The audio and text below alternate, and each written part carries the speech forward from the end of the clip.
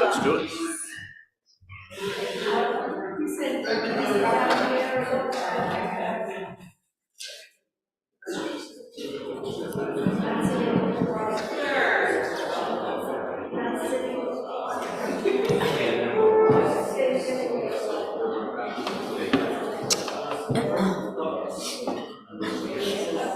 Shabbat Shalom, everyone.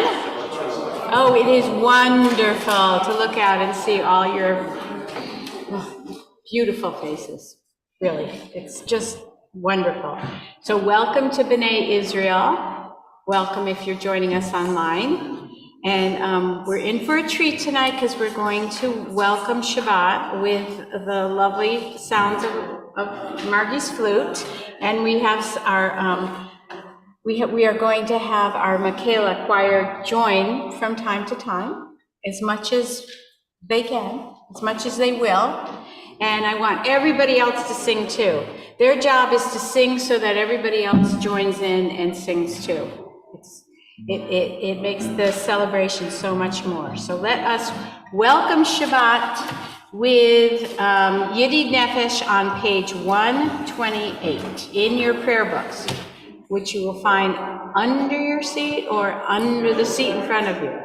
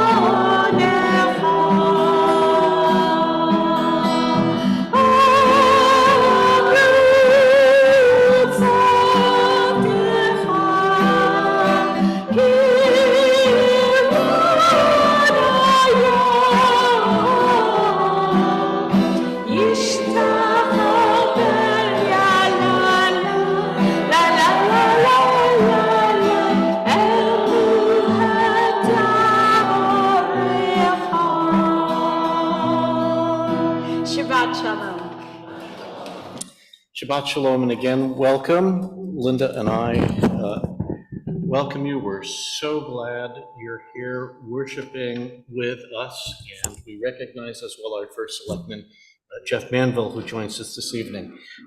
Given current circumstances, the best thing is for us to be together, and no one has a better sense of what people here are going through than others here in this sanctuary. We now welcome Shabbat, a time for shared presence, rest, and learning. We first will light a yahrzeit candle in remembrance of this week's Israeli casualties and in Shloshim for the victims of Hamas's attack. And we invite Debbie Siegel, who will be leading us in candle lighting after the lighting of the memorial candle. Candle lighting will be found on page 120.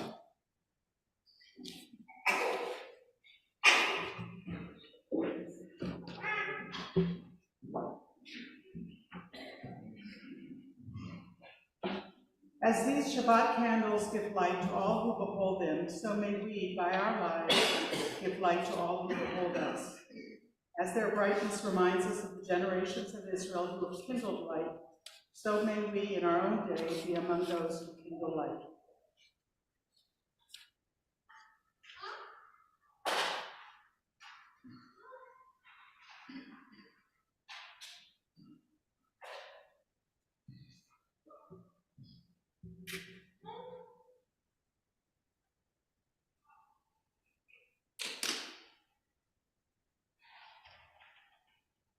Together? Sure. Baruch atah Adonai Eloheinu melech haolam asher kitshanu b'mitzvotav v'tzivanu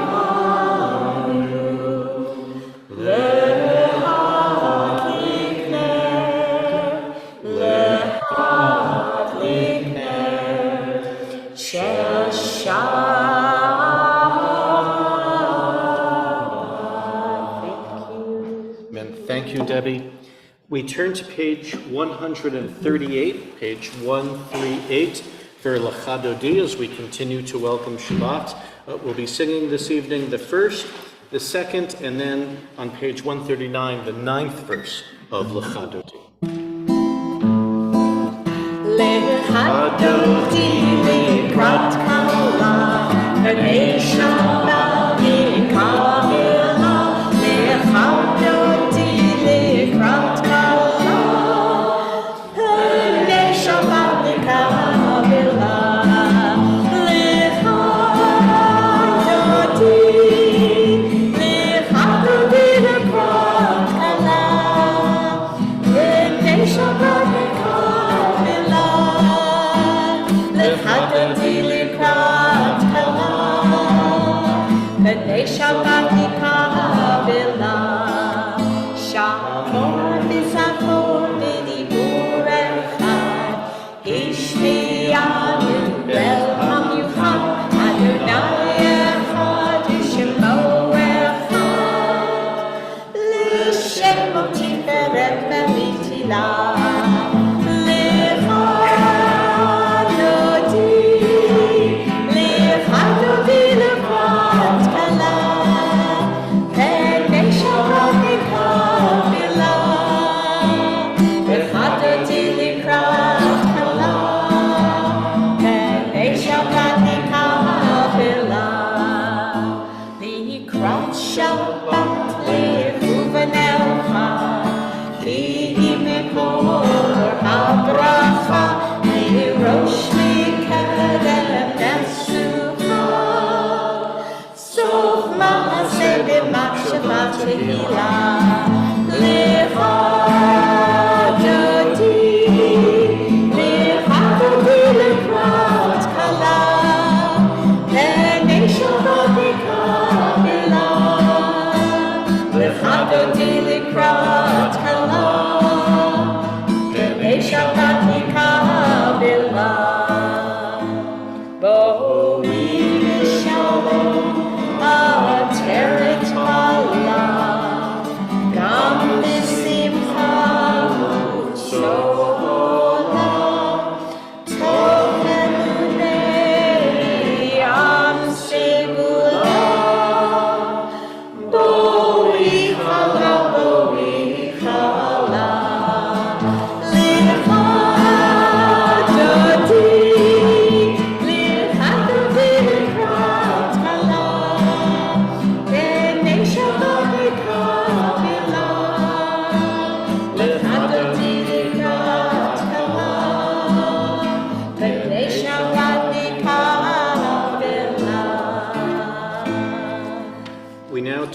page 146. We invite those who are able to rise for the Baruch Hu, page 146.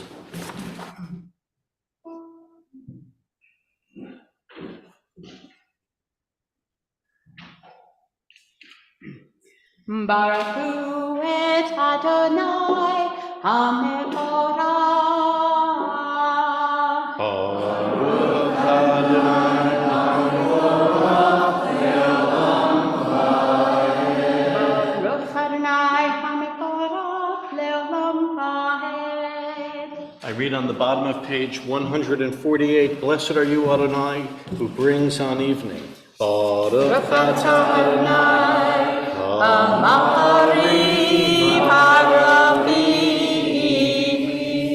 and the bottom of page 150, praise to Adonai who loves your people Israel.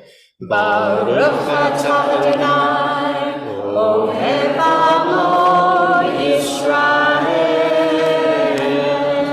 Page 152.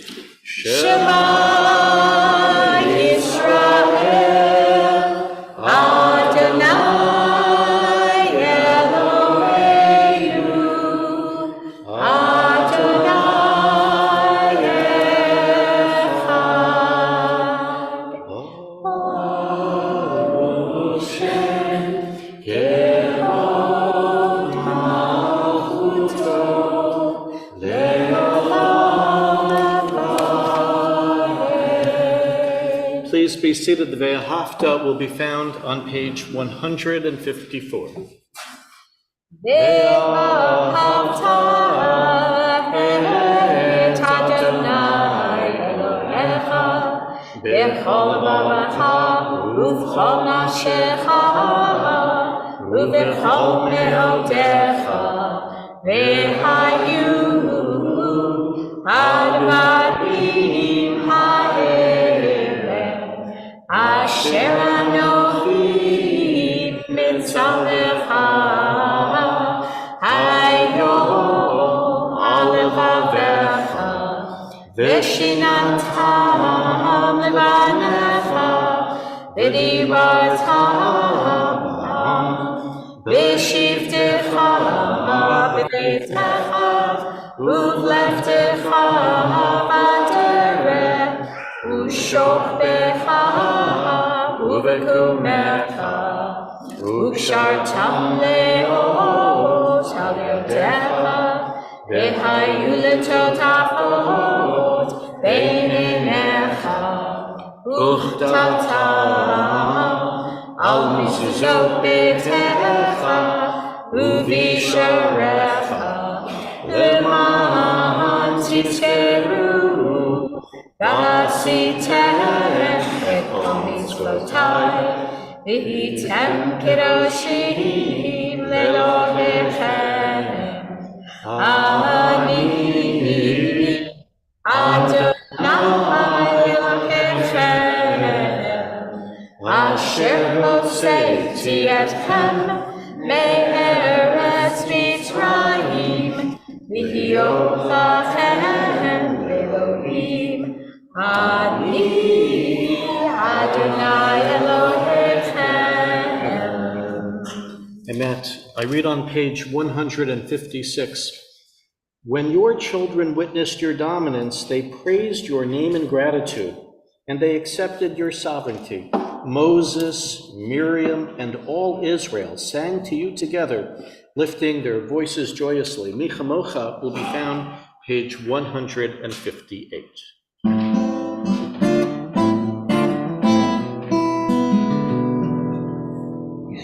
Ya bum bum bim bim bum ya bum bum bim bum ya bum bum bim bim bum ya bum bum bim bum ya da da da da ya bum bum bim bum ya da da da da ya bum bum bim bum mi kamo ha ba li ma do na mi kamo ha ne da ha kodesh no rati lo ro sefelen no rati lo ro sefelen ya bum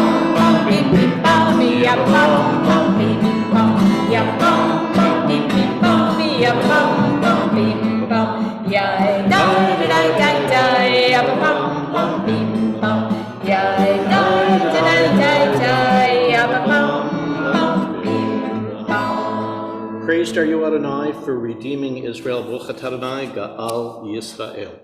Page 160 for Hashkivenu.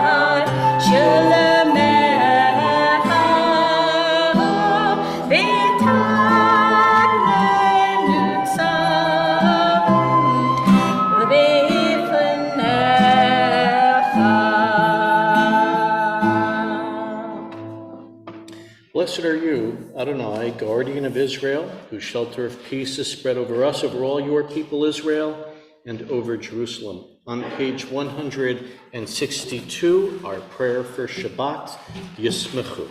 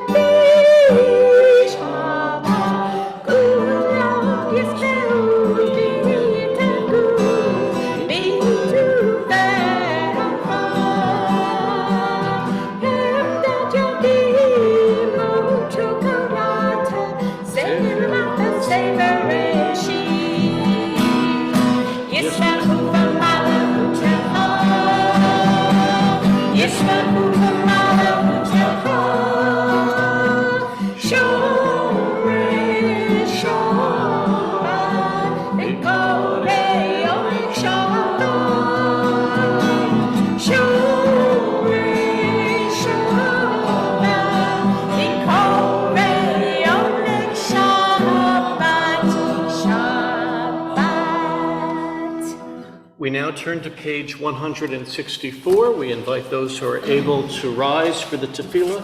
We'll be chanting the prayers on the right-hand pages, the even-numbered pages beginning 164, continuing to 170. Adonai sifatai tifta ufia hittehilatecha. Adonai, open up my lips, that my mouth may declare your praise. Baruch atah Adonai, Eloheinu, Elohei Avotenu Imoteinu, Elohei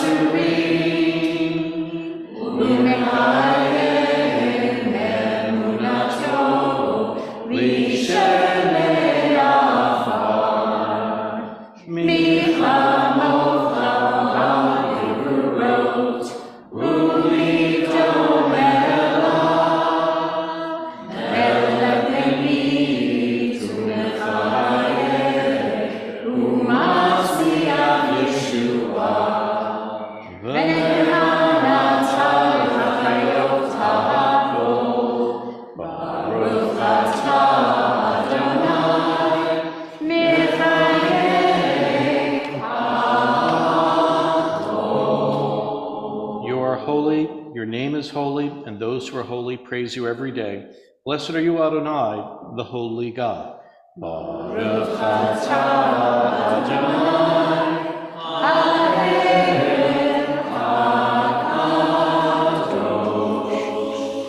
Please be seated. I've seen photos of people removing the posters of hostages as if to erase that shame. They will not be removed from our consciousness. Rather, we pray, our God and the one who raised Joseph up from the pit, be a refuge for the oppressed, a refuge in times of trouble. Send complete rescue and full redemption to those held captive by Hamas. Strengthen their spirit, and may they be protected from all harm. May they safely and speedily return to their families in wholeness of body and spirit. And let us say, Amen. Amen. And our prayers are likewise with the soldiers of the IDF. May the Holy One bless the soldiers of Israel's defense forces and all who stand guard in order to protect the land of Israel. Give them strength against our enemies and strengthen their spirit to preserve their highest moral values at this time of trial. Protect them from all troubles and afflictions so that they will return in peace and joy to their families and friends. This week also brings news of anti-Jewish hate nationally and here in Connecticut.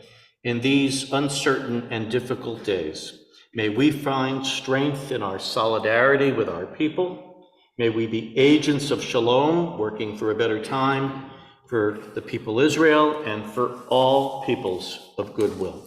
We pause now for silent prayer found on page 180.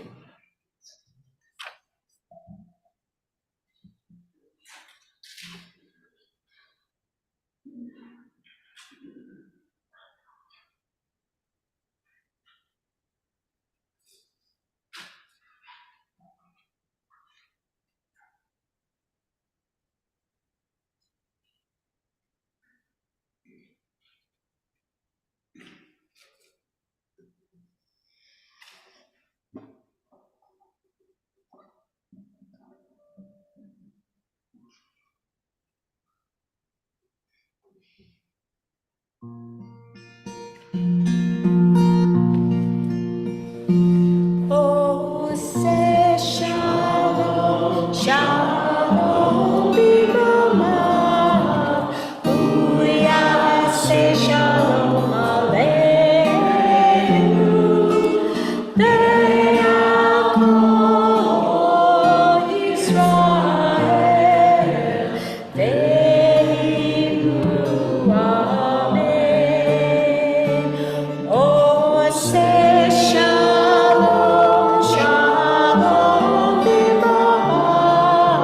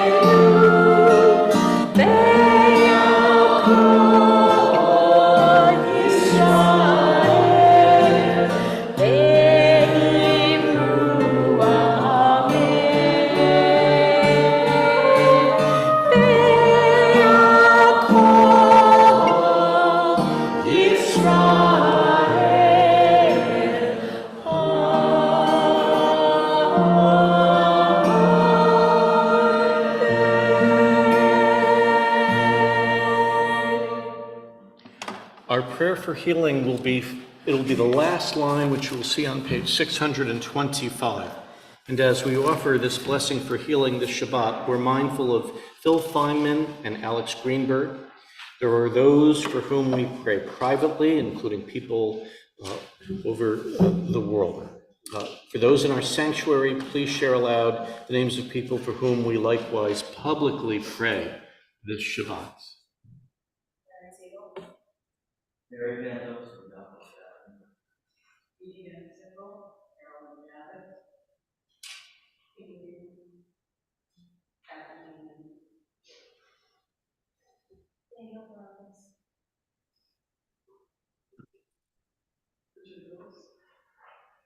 Donald and Neil Jensen. And for those on Zoom, we invite you to unmute and say aloud the names of those for whom we also pray. Nicole Michelle- Johnstone and Rob Richard. Michelle Klein, Norma Hecker, Gil Abramson, and Joel Rogovan. Marge Goldberg, Jan and John Nicholas, Irene Sweet, and Jesse Ann Bryan. For all, may the Holy One send healing and shelter in protection. The bottom of page 625.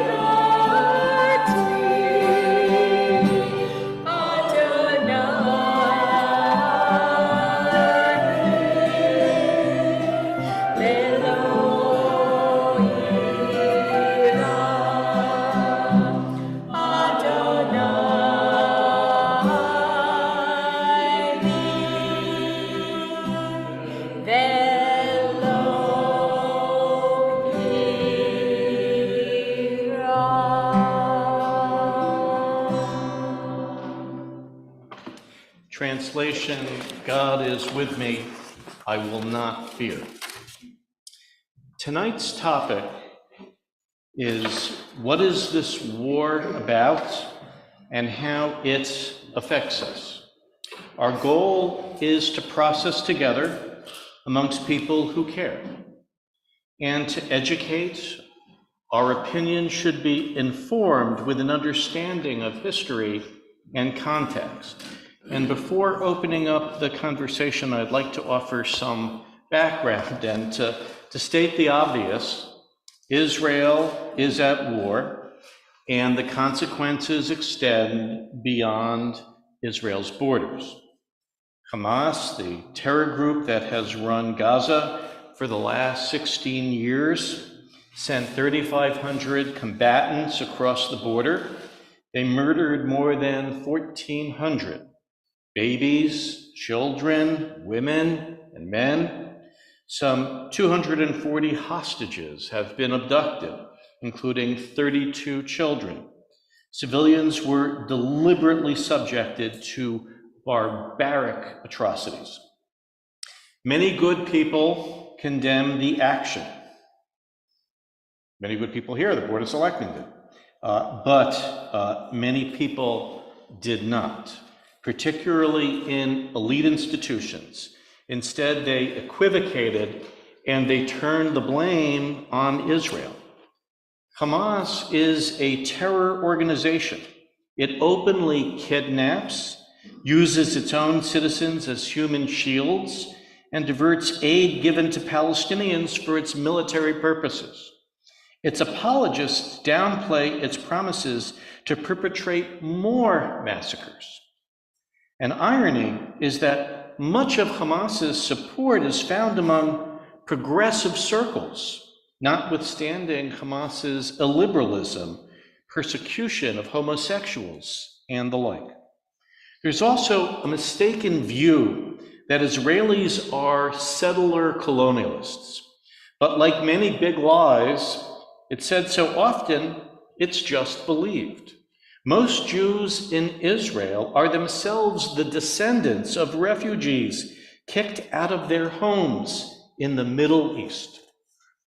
A 3Ds test characterizes anti-Jewish hate: delegitimization, demonization, and double standards. America's vice president is herself the child of immigrants, and no one would cast aspersions on her right to live in America. Yet Israeli families are readily attacked on account of their ethnicity. We need to weigh criticism of Israel by the 3Ds. And when its focus is delegitimization, demonization, or based on double standards, we need to call it out. Hamas has received significant support worldwide. Jews have been chased through airports in Russia, barricaded by pro-Hamas activists at Cooper Union, and threatened by a lone wolf at Cornell. The FBI director testified that the danger is rising. Here in Connecticut, there were anti-Semitic desecrations this past week in Westport and Fairfield. Some question the morality of Israel responding to its being attacked, seeing violence, including self-defense, as immoral.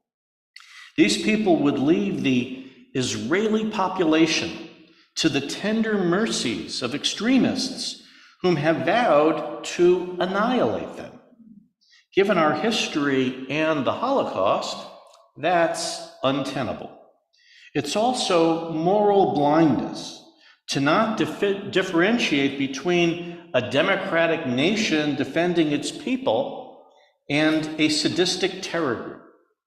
Yossi Klein Halevi makes a brilliant point about Jews and power vis-a-vis anti-Semitism on campuses.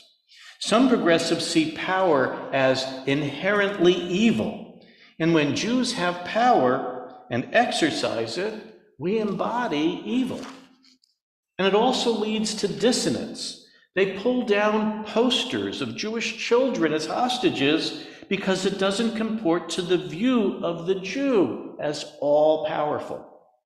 This is very difficult, what we see for American Jewry.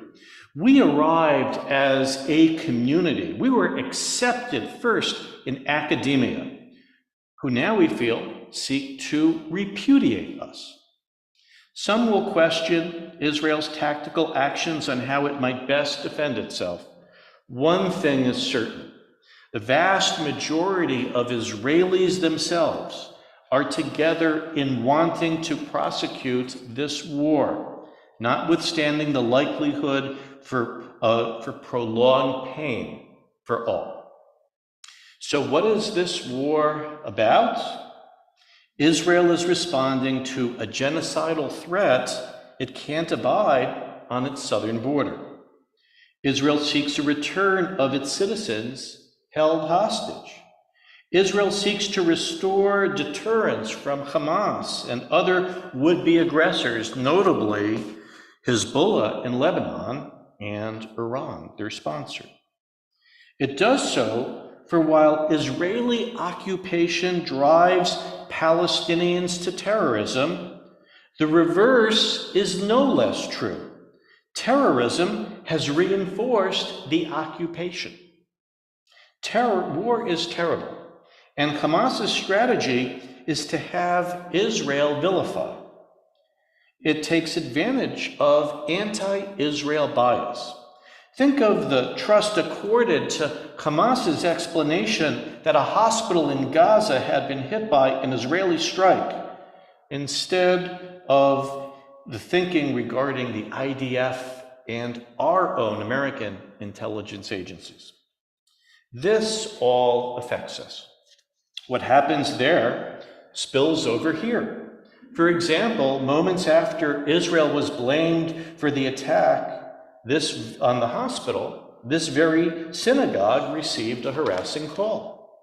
Many people here, or our children or grandchildren, have encountered uncomfortable situations over the last weeks, and some are in mourning over the death or fate of dear ones and the like.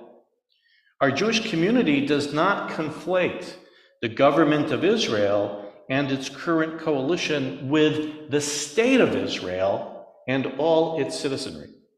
Though several leading Israeli ministers are not well liked by all of us, there's a larger existential crisis at hand, which not everyone else feels.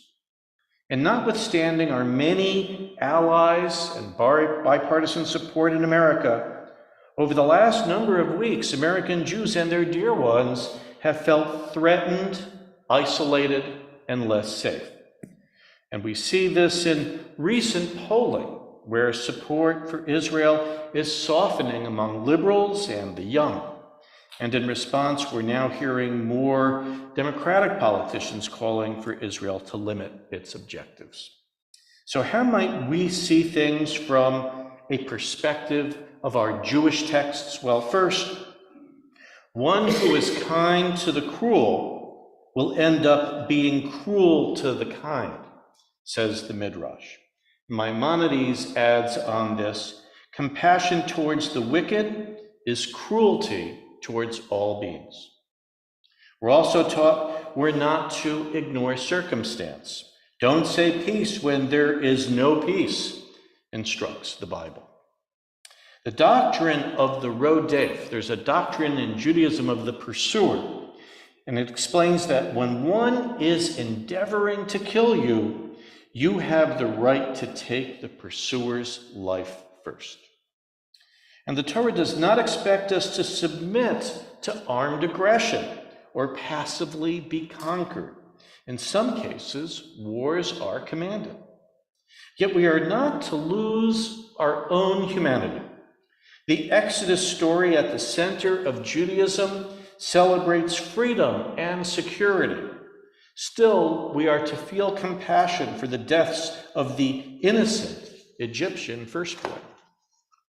We read in the Passover Haggadah how in each generation our enemies rise up against us.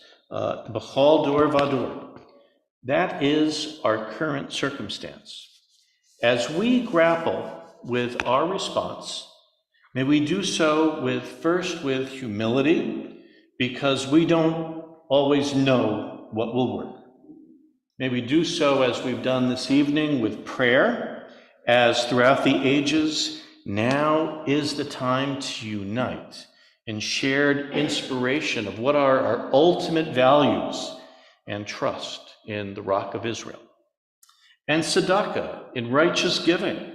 More than 120,000 individuals have been internally displaced in Israel.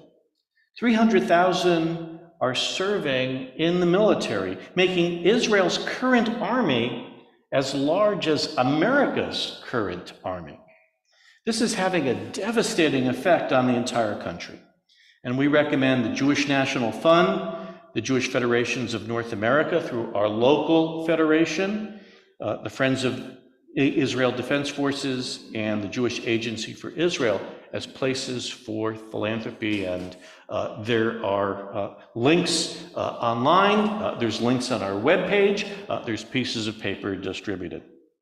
And as we grapple with our response, may we do so with resolve, because the attacks and subsequent hate is ultimately directed against us as one people.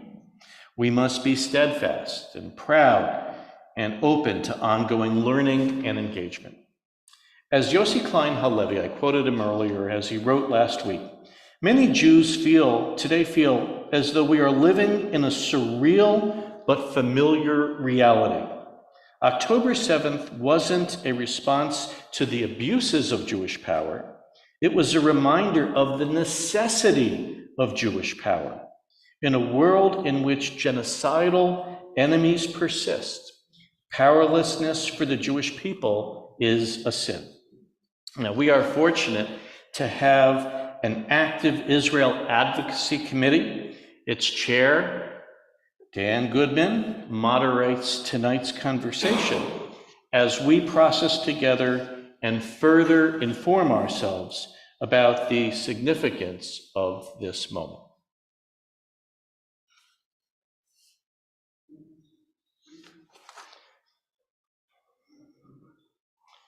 Dr. Dan? So good evening. We have a tough job ahead of us. Can you hear me all right? The idea tonight is not to,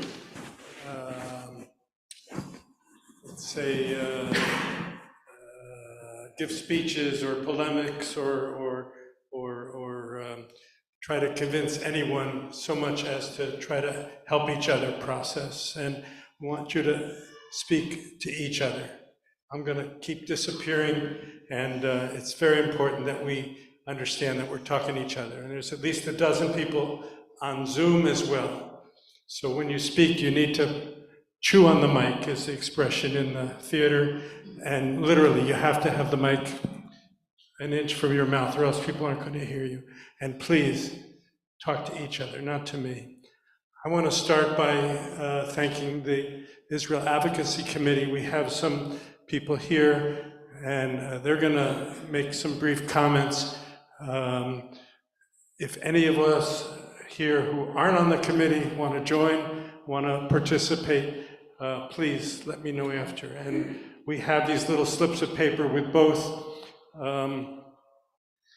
the links to reasonable places to donate and also some alternate sources of news, so that you're not stuck watching the standard news feeds, which unfortunately get a lot of their content from the Palestinian side. Let me just begin a little bit personal. I called some cousins in Israel today, and just so that you put all this in perspective, we're not suffering here. We have concerns, we have interests in making the situation better, but we're not suffering. It's terrible right now in Israel. One cousin attended the first funeral for a dead IDF soldier at her kibbutz, and she said there were over 1,000 people showed up.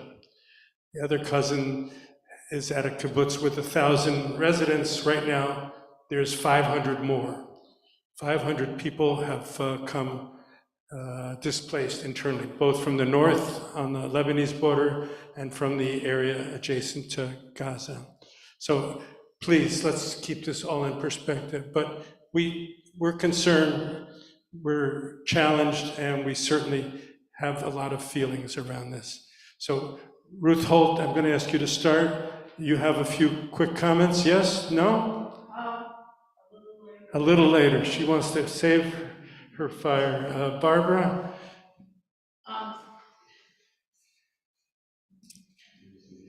In my reading in the last 3 months, or the last almost 4 weeks, I came across a bunch of quotes, and when Rabbi talked about demonization of Zionism and delegitimization, some of the quotes that came up were from Code Pink, Israel is a war country, Israel is a terrorist state. From Bobo, Zionist is not complicated, it thrives on state-sanctioned violence, war crimes, etc. We know all this. Calling for the deaths of Arabs is the way the nature of Israel and Zionism and not Israel and white supremacy.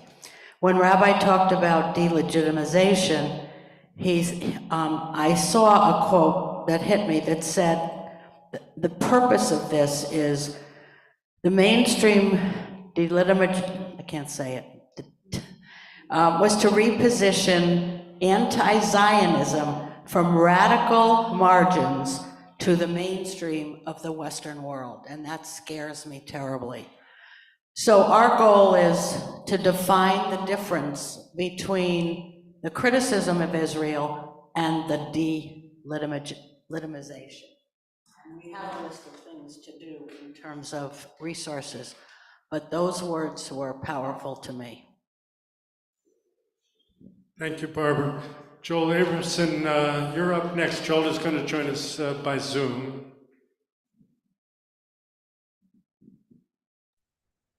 Okay, I tried to get myself off of mute. I hope you can hear me. Yeah. Good, good. First of all, I want to thank Rabbi for his wonderful talk preceding this conversation. Many of you know that I have a daughter and family in Israel, and in one sense, and we're in regular touch, and in one sense, when I ask them, they're fine, and in another sense, they're not at all fine. One of the things that I am concerned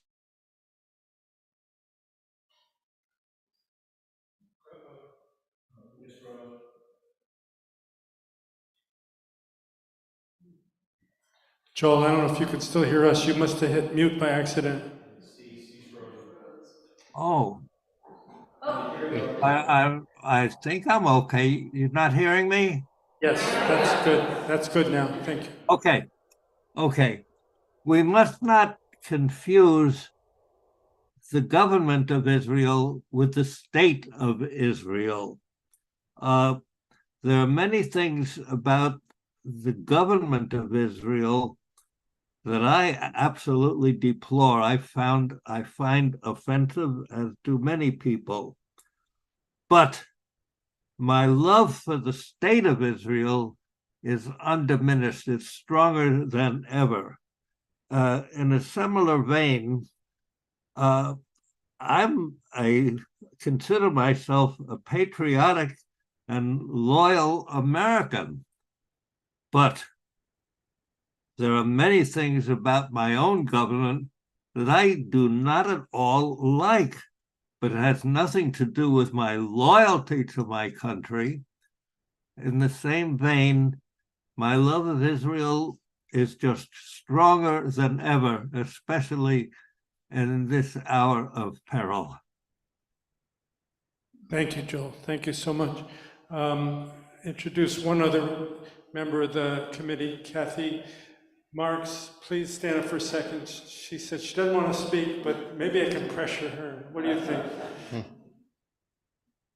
I have a daughter in Israel with her family, and the grandsons have been called back into the military. And so it's a personal sadness and fear. I think that in talking to friends that don't understand and think that the Palestinians should be cared for, need to hearken back to our own history. When the Japanese bombed Pearl Harbor, in August of '45, we dropped atom bombs on Nagasaki and Hiroshima and killed many people, that maybe children, innocent people. With the 9/11, when the Twin Towers were hit, we went into Afghanistan and Iran and Iraq and Pakistan and killed people who were innocent. War is not a pleasant thing, and Israel has every right to defend itself. And we need to be able to explain to people that see the news and the infiltration, the long game that Hamas has played by infiltrating college campuses, 300 miles of tunnels under Gaza, plotting this so deliberately. We need to be sure that we are very deliberate in our taking back our pride in Israel. Thank you so much. So I need now to pressure the rest of you. So I need a brave soul who's going to speak up, please, and just talk to each other. It's not a speech. I need somebody. You all are very quiet, unusually quiet. I'm going to make a speech if you don't want to. Ruthie. I prepared something, so it might appear like a speech, but it's not a speech. These are thoughts about the horrible, despicable, despicable happening in academia. And, this discussion, I hope, is for all of us an incentive to delve deeper into historical fact, so we feel more grounded when we try to defend Israel. So I wanted to say a few things about this moral bankruptcy of academia. And in truth, we all know, or most of us know, that the anti-Israel and anti-Semitic and anti-Zionist demonstration that we witness in more than 100 colleges and universities is deeply disturbing, but it's not a new phenomenon. Rather, it has deep roots in ideologies that are prevalent. It might not, some of you might not like my statement, but it's prevalent in the progressive, so-called progressive left. Save the rest for a lull. We may need to come back to you. Please. There's more to it. I know there's a lot more. Okay. There's a lot of wisdom here in the room, and I hate to cut you off, Ruthie, but let's see if we get anybody who's... Paul, I saw a wiggle over here. I remember back in 1964 when I looked at an application. I didn't go there, but I looked at an application for Harvard University. They had a list of names on there. Are you related to any of these people? There's a list of names. I definitely wasn't. But I beg to disagree with the welcoming hands of academia. Jews were not initially welcome to academic institutions, especially the best ones when they first came here. And that wasn't a left-wing conspiracy, that was something else. Yeah, and actually, let me address that. Paul, absolutely right. But there's an Ivy Leaguer, there's an Ivy Leaguer, there's an Ivy Leaguer, there's an Ivy Leaguer. I could keep going. I'm just doing part there. Right? Yeah, well, so what happened, Ellen's a member of the aristocracy. No. So what happened was that it took generations for us to get there, and there not to be quotas there. But certainly starting in the 1950s, but really the 1960s, 1970s, 1980s, many institutions in academia opened themselves up. And as things began to liberalize, Jews were able to come in. We were one of the first products of the civil rights movement. And that's what makes this, in terms of the left, as Ruthie was referring to, that's what makes this extraordinarily painful, is precisely some of the places which we felt gave us further entree fully into American life are now places where we're questioning whether that's going to be the case. As I look at another couple who are members here, where their daughter had such an awful experience within the last 2 weeks of seeing materials which were so biased from one to the other. So I think that the point which we're facing is precisely that point, that we feel in some sense betrayed by some of, because we are being betrayed by some of the very institutions that helped to nurture us over the last generation and a half. I think one of the other contributing factors is the 24/7 news cycle and the internet. You know, we didn't know, in past generations, we didn't know everything that was happening in current time. And we didn't communicate all. No, it's handed to me. How can I tell? Where did I skip? Okay, where did I get lost? Okay. That's at the very beginning, right? The 24-hour news cycle where everything is happening in current time and the bad voices are out there with not enough to refute them and not enough to give our spin on things. You know, I think I'm in my 70s. I think many of us know the stories of the internment camps for the Japanese after Pearl Harbor. I did not fully understand it, even though I knew about the Holocaust and I knew about the concentration camps. I don't know where the term concentration camp came versus internment camp. I often wonder about that.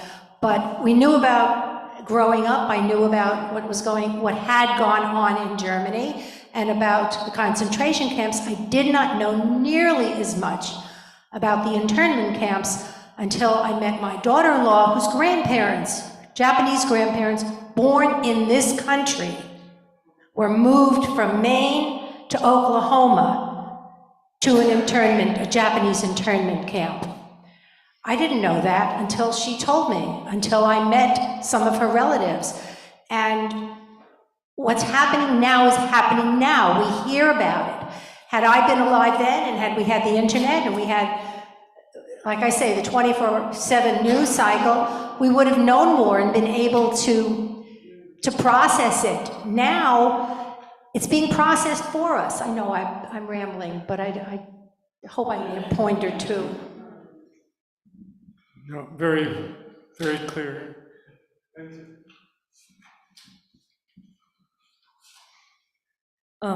Just to kind of add to Sandy's point, I feel a lot of the younger people are getting their information from like TikTok and Instagram, and the information that I see on there anyway is lies, like it's actually false.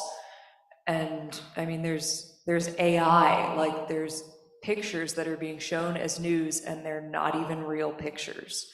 And I mean, if you know what you're looking for, you can tell they're fake, but I mean, most people don't and just take it at face value, and that's where they're getting their news. And so a lot of people are completely misinformed because they aren't even getting facts. It's not even that they're like interpreting the facts wrong, they're getting complete misinformation, and I think that's a major issue. Thank you. Sure.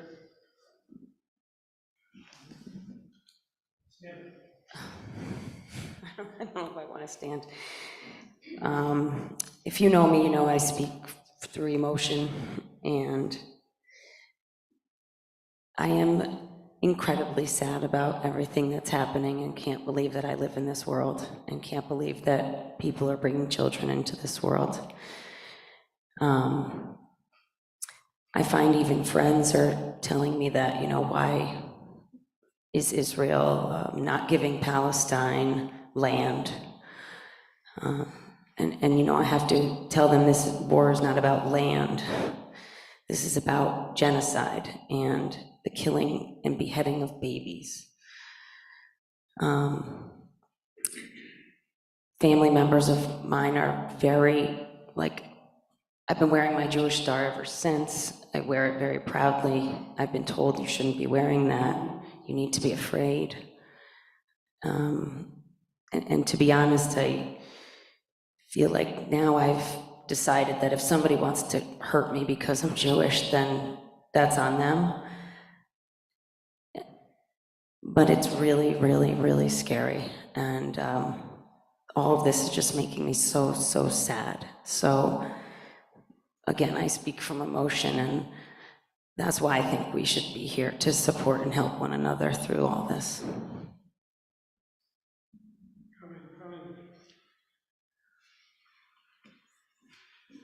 I feel like Monty Hall. Yeah.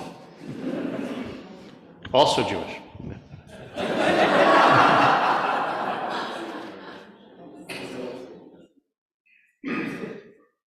Hi, in Musar, on Sunday, we'll be talking about humility. And over the past month, I've been reflecting about that and thinking that part of being humble or exhibiting humility is being able to get out of yourself and see a bigger picture, see both sides of an issue. And I respectfully just want to share some thoughts here. I've been doing a lot of reading, a lot of listening, and both sides see themselves as victims. The Jewish people, who I love dearly, have much more victimization to refer to because it's been millennia of god-awful persecution for thousands of years. Okay. However, maybe I shouldn't say however, but the world, the rest of the world out there, here in Connecticut, on college campuses and everywhere, look at, especially those on the progressive left, see the suffering and the social action cause of the Palestinians, who, if we know this to be true, don't have a state of their own for lots of reasons, mainly because their leaders made terrible, terrible mistakes and had peace at hand and didn't accept it. That was 20 years ago and before that. But most recently, the proliferation of the settlements has, made a West Bank state really difficult for them to achieve. And so unfortunately, the news gets bombarded with these god-awful images of suffering, and that's been, kind of ongoing for a number of years now. And my question and my concern is, how do we speak to the world, to our friends, to others we know, and explain the greater justice of the Jewish right to self-defense when they're being bombarded with these other images? And, being a humble person, I have to acknowledge that. Yeah, and I would make one point on that, not a commercial for Sunday, although I could make a commercial for Sunday too, which is that what Margie is saying is that, and I believe that I think that this is deep in the Jewish soul, that our hearts are big enough to acknowledge the suffering of the Palestinian people, and not deny the suffering of the Palestinian people. The question before us is, what will best alleviate the suffering of the Palestinian people?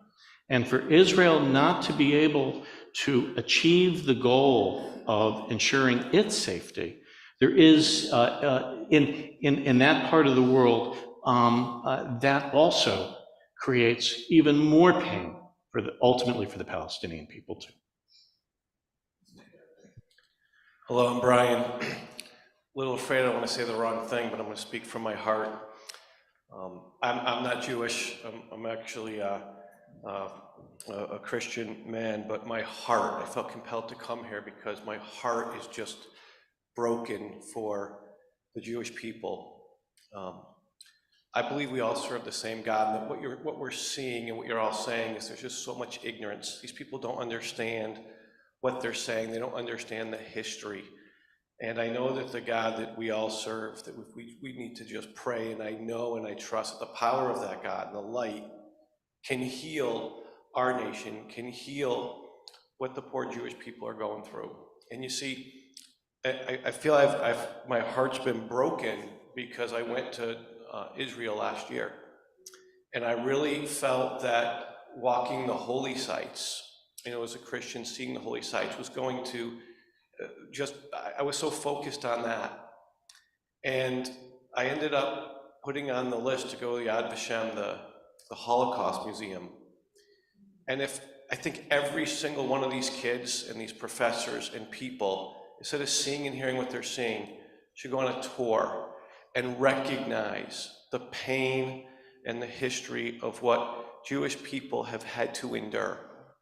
And that's what breaks my heart, because it's so sad that we have that history, but we seem to be repeating it.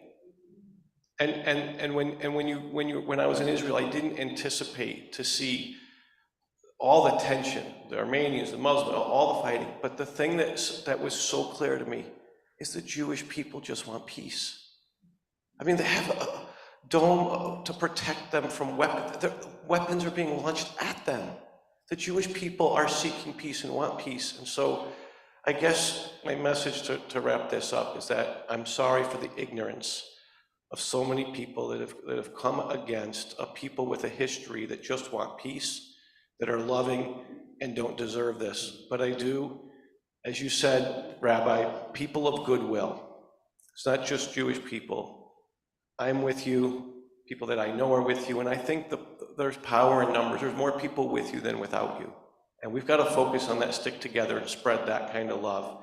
And we can heal this. But again, I'll leave you with this. I'm just so sorry. My heart is broken for you, and I will continue to do what I can do with my friends and my relationships to just put out the right message, to educate people the right way. So thank you.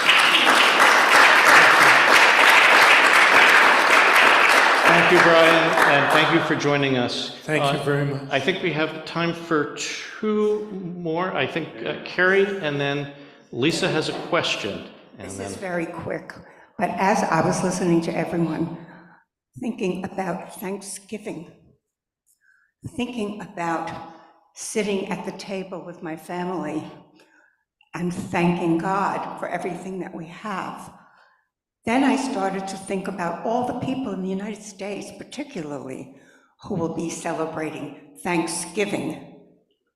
It's something I have to think about. I'm going to California to see my family. We'll celebrate Thanksgiving. I hope we will pray for peace for Thanksgiving. Thank you.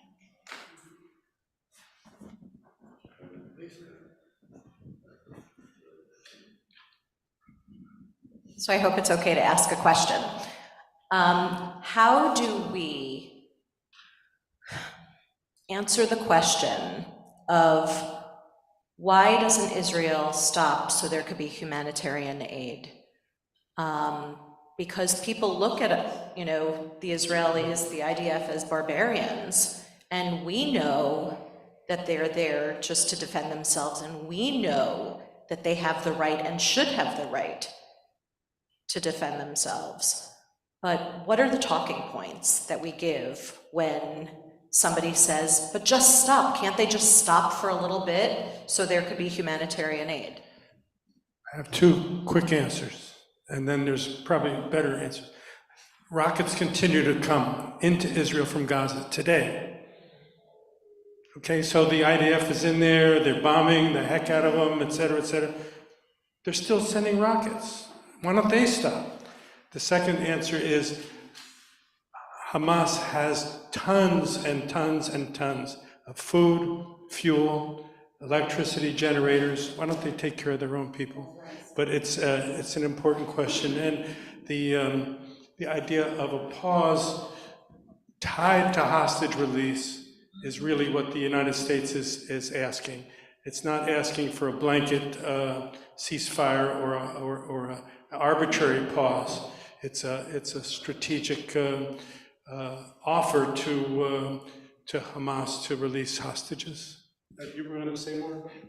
No, I think that, I think you, Dan, you said it so well and also just right. And can we give Ruthie the last word? Oh, I'm sorry. Okay. Perfect. We have Ruby and Melissa.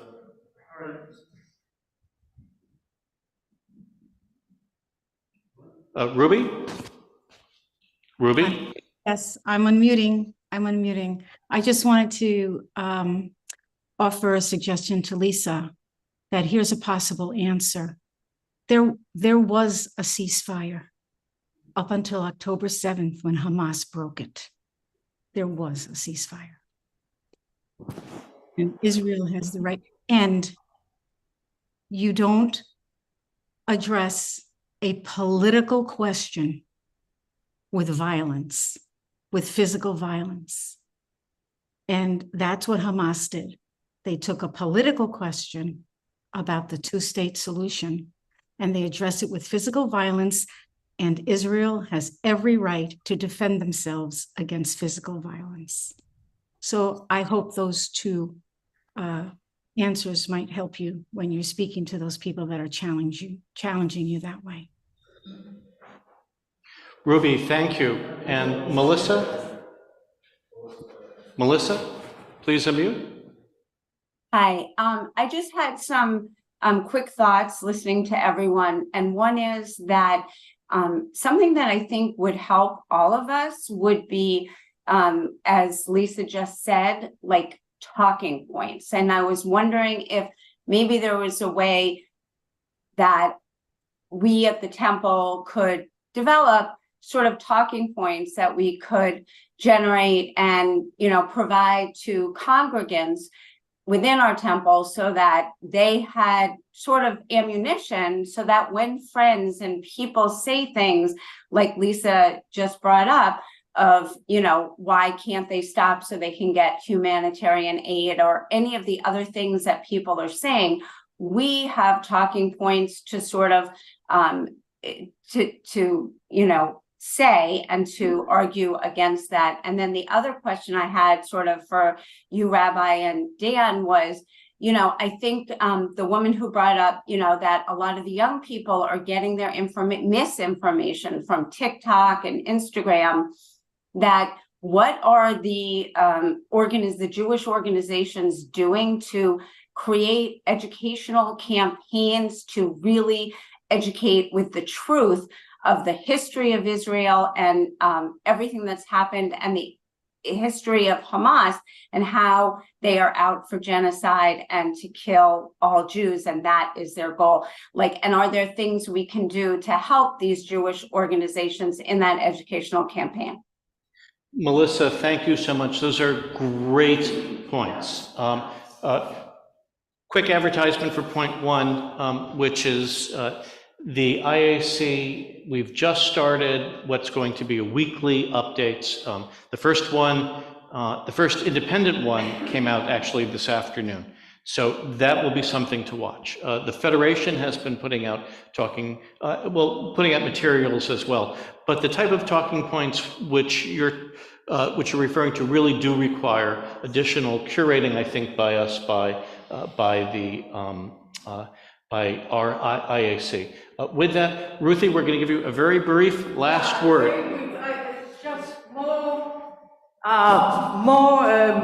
process comment. Ruthie, got to hold it right there. To this answer to you and to what Melissa just said, it behooves us to go back to credible resources study the history, study the facts, and avoid relying on what we get from the media, because I think the problem that many people have is conflating different issues, the political, the historical, the social, the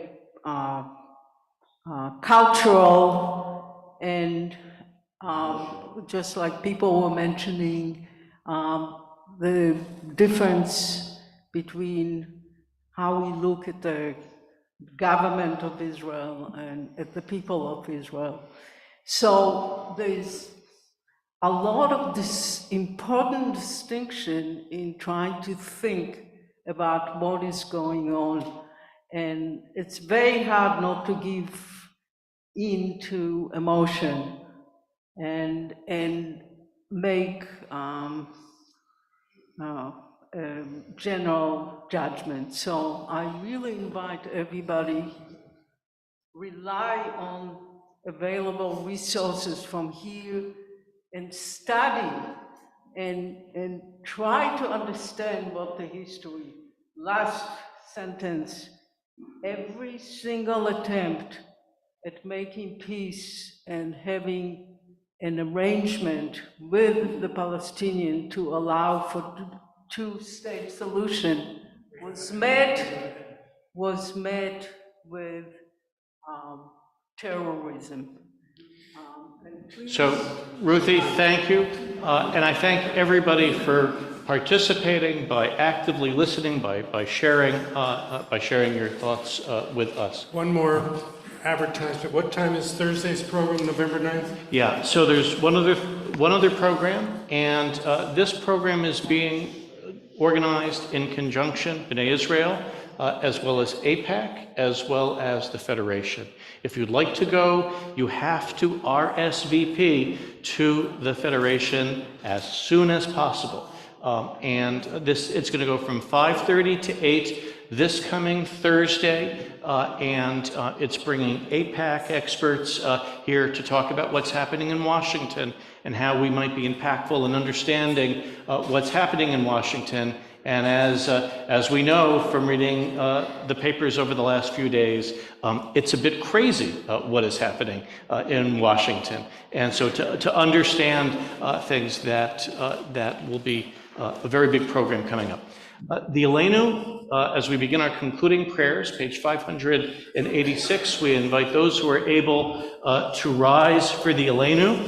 The paragraph that we'll be chanting is the second paragraph down on the page.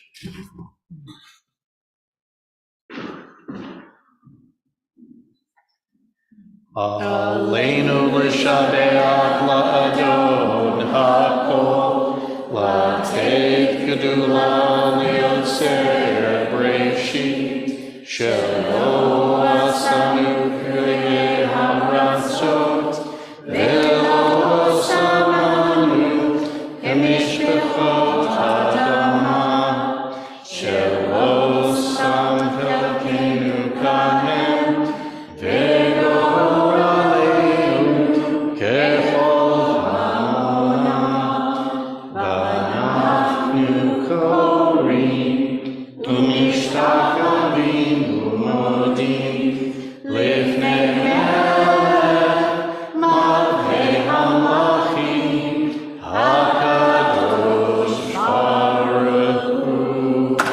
Please be seated.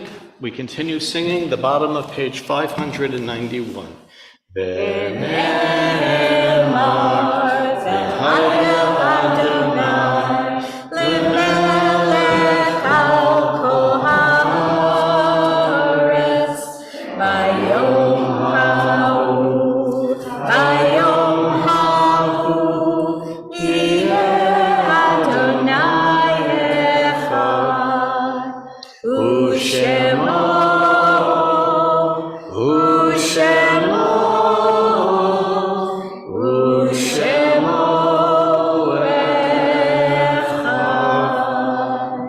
598. At this moment in our service, we now call to mind our own beloved dead. We pray on their behalf. We voice the confidence that they are remembered for blessing. I ask that those in mourning or remembering the anniversary of the death of a loved one, please rise if you are able when their name is mentioned, whether you are in the sanctuary or joining us on Zoom or YouTube. During Shloshim, we remember Patricia Levine, sister of Rochelle Gershenow, Sandra Marcus, wife of Daniel, and Libby Michelle, the great niece of Barbara Phillips, and the 1,400 murdered by Hamas and Simchat Torah. We remember the yahrzeits, the anniversaries of the deaths of Pauline Balmuth, Gabriel Berlinger, Celia Melnick Berman, Maurice David Berman, Dora Cohan, Benjamin Cohen, Claire Elias, Sylvia Polikoff Engel, Sarah Farker, Howard Friedman, Jock Henry Green, Minnie L. Green, Estelle Hirsch, William N. Cronick, Judge Yale Matskin, Paul R. Megabow, Esther Meth, Adolph Rich, Charlene Saunders, Mildred Schwartz, Esther Steiglitz, Nettie Rader Trarig, Harvey Weiss, Sidney Woloshin, and Isidore H. Zakin. Should you have a dear one to add, please rise and say their name. We ask our online worshipers on Zoom to unmute and say the name of their loved one. For those in our sanctuary, should you wish, we invite you to offer a short remembrance of a dear one on our Kaddish list. Please raise your hand for the microphone.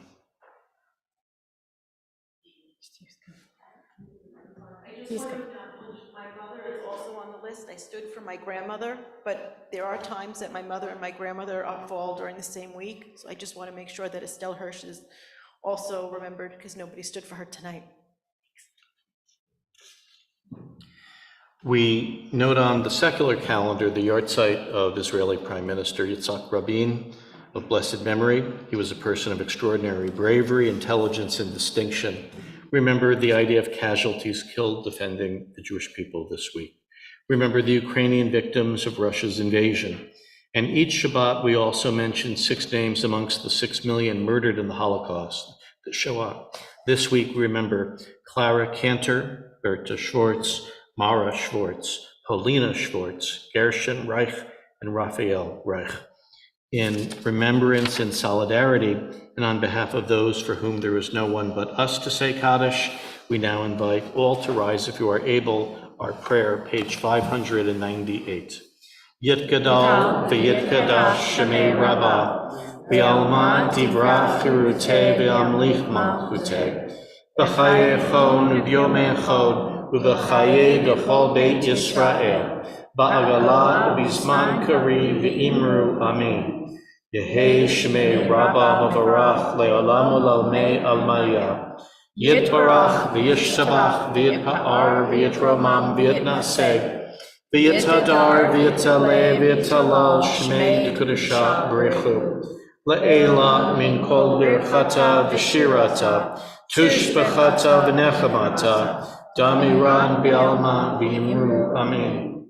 Yehei shlama rabba min shemaya v'chayim aleinu ve'al kol Yisrael v'imru amen. Oseh shalom b'mrumav, hu ya'aseh shalom, aleinu ve'al kol Yisrael, v'imru, amen. Zokronam l'bracha, may their memories be for blessing, and let us say, amen. Please be seated. Patty Berkowitz is the president of B'nai Israel.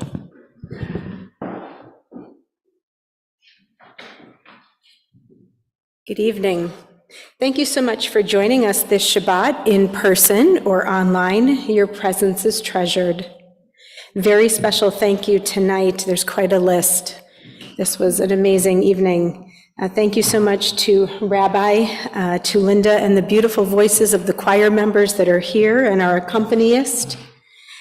To Dan and the IAC members, thank you so much for providing this forum for people to speak their thoughts. To our tech maven, Stephen, thank you very much. Any birthdays or anniversaries this week? Okay, it's a quiet week. What about good news to share? Stephen? You get an extra hour sleep on Sunday. We do. It's a 49-hour weekend. Any other good news? Abby? I agree. All right, quite a few announcements, so stay with me here.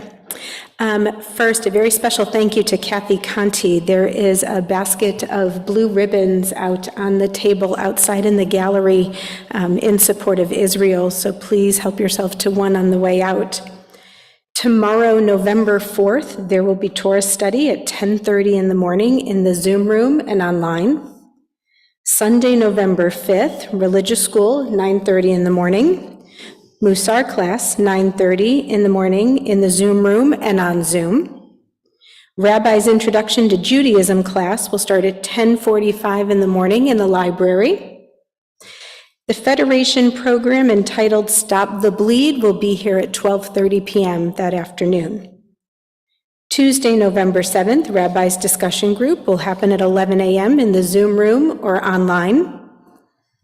Thursday, November 9th, this program was mentioned a few minutes ago, how AIPAC and the pro-Israel community can aid Israel during her hour of need. That's 5:30 p.m. here. Please RSVP to the Federation if you'll be attending. We are back for Kabbalat Shabbat services next Friday at 7 o'clock. That will be our Kristallnacht remembrance and a special blessing for our veterans.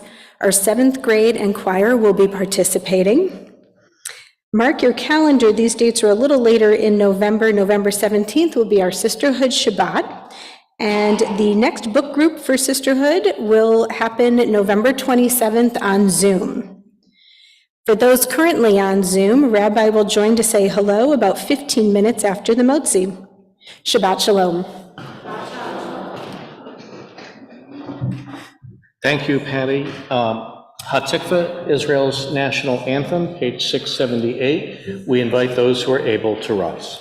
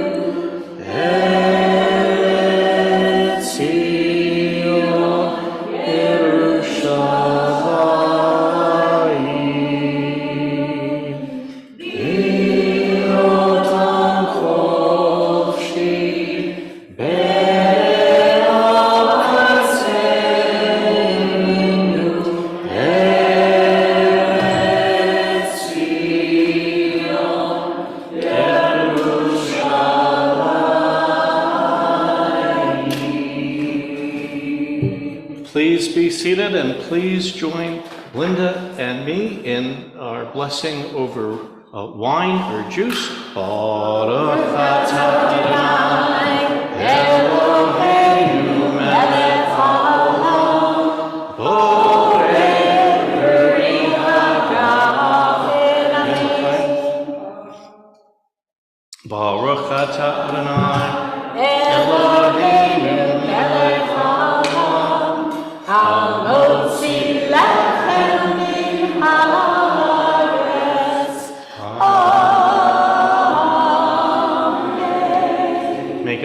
presence be with you and give you peace. Shabbat shalom. Please join us in the social hall.